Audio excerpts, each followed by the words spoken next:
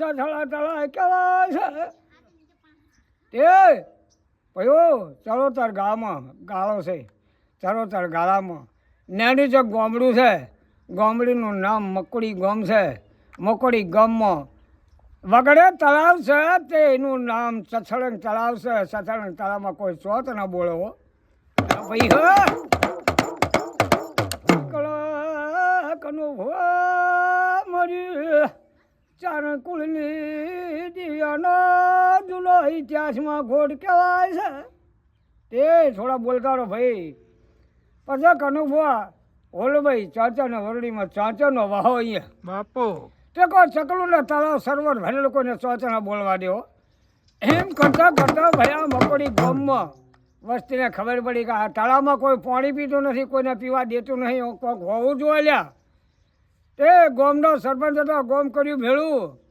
કે આનું કોક પગ લેવું પડશે ને પજેરો લ્યો આ દેવને ખોળો જે ઉતરી પાણી પીવે એ રે મોડું થાય કોતો દવાખાના ભરા પણ પાણી પીવા દેતી નહીં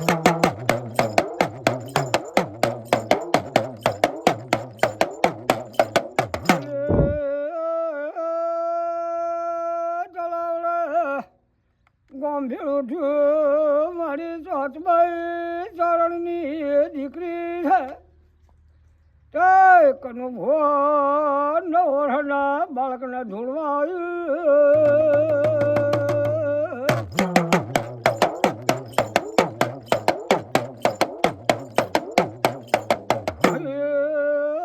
નવરનો છોકરો ધૂળે કનું ભો જેવા બત્રી હો જવા પાલો અયો તે છોકરોનો માતા ચોથભાઈ માતા ઢોણવાઈ ચારણની દીકરી અયો ગોમ ગોમેલું ભેળું થયો છે હું ચોથાઈ માતા છું કોઈને જો ચકલાની ચોથ બોલવું દે ચોથા મારું ચોથાનું બેહણું લાગે બાપુ તે હવે મારા ચારણ જતા હતા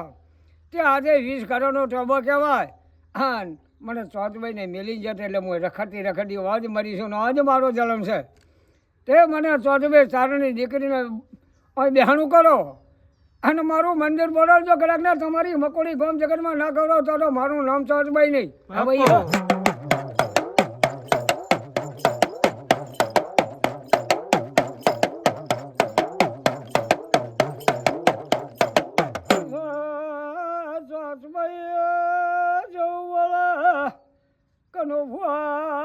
શેતર હુણા મેળો કોઈને જીવડું ને સોજ મારવા દઉં તો મારું નામ સોચાય નહીં તે ભાઈ આ માતા સટવાળી કેવી છે તે જેને જનાવર શ્વાસ ના બોલે એવી મારી જોગમાયા પોતે ચારણની દીકરી આજે દેવીઓ છે જેટલી બધી ચારણ કઢવીની બાયું છે હો બાપુ કોઈ દરબારો ને ચારણ સિવાયની કોઈ દીકરી પૂજાતી નથી કે સતી થઈ નહીં